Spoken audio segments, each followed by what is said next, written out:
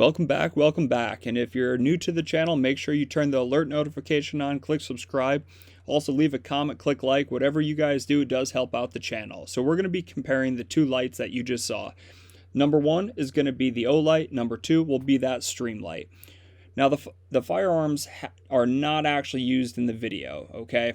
We have removed the flashlights from the firearms. That way my friend who's going to be the simulated bad guy, who is going to be holding a SIRT pistol, not a real firearm, I will not actually be pointing the firearm at him, but simply just the light. That way you guys can see what the light would look like at different distances, assuming it was a real threat and you pulled out your firearm.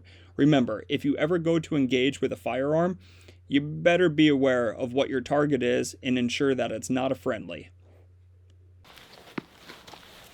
Light number one at 10 yards is going to be the Olight. So with light number one, you could clearly see the person.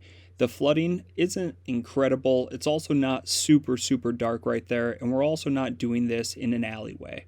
Now, you could actually see that the individual was holding a firearm, therefore we would know it is a hostile threat. Light number two at 10 yards is going to be the Streamlight. For the Streamlight, you could clearly see that there was still a hostile threat right there. It illuminated them with a little hot spot. And then as far as the flooding go, it's not incredible, but we are at a short distance here, and both of these lights are designed to throw a further beam. Light number one at 20 yards is going to be the Olight.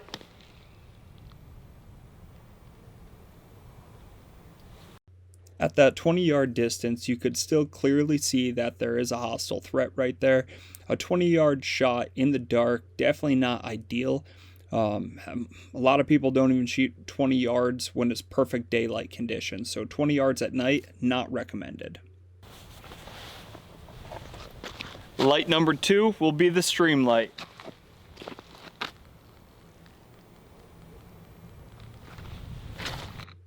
For that light, you could clearly see that there is still another hostile threat. He is holding a firearm, which you can still identify. This is where the flooding starts to show, and you can see the surrounding area a little bit better as the distance is increased. Light number one at 30 yards is going to be the Olight.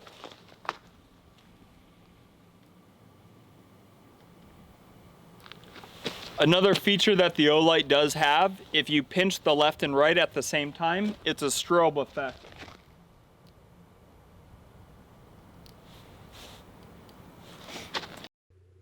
At 30 yards, the light, although it still illuminates and you could still see that the individual is holding that firearm, it's not a practical thought that you could actually engage 30 yards in the dark at that threat.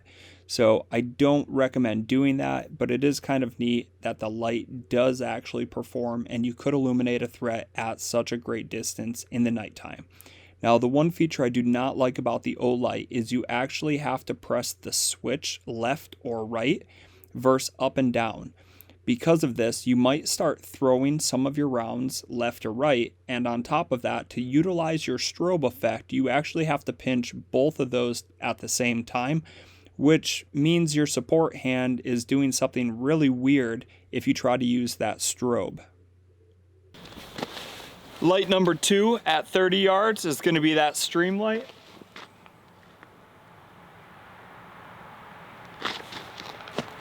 And also for the Streamlight, if you actually double tap it down, you can turn it on to another strobe effect.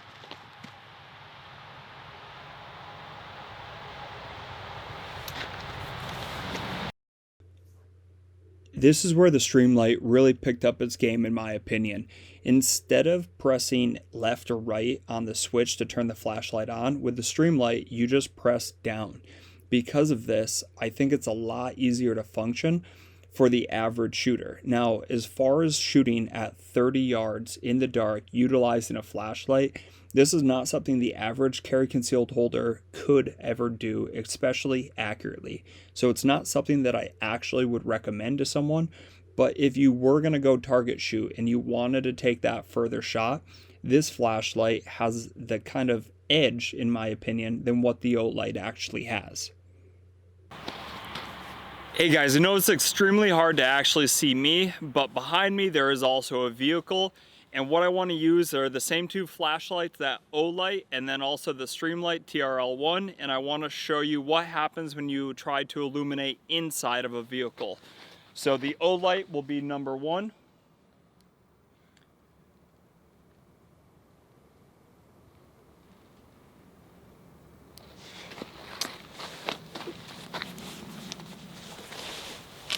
Light number two is going to be that Streamlight.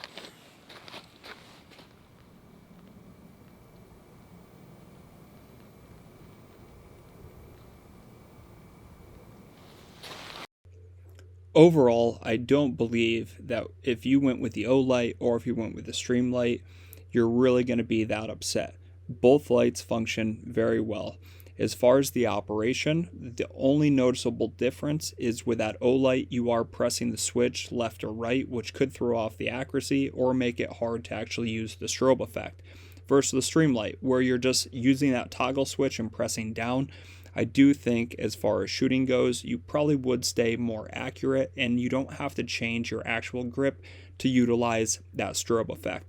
So have fun, go practice, whatever light you use, make sure you're getting out there and learn how to use it. Take care, guys.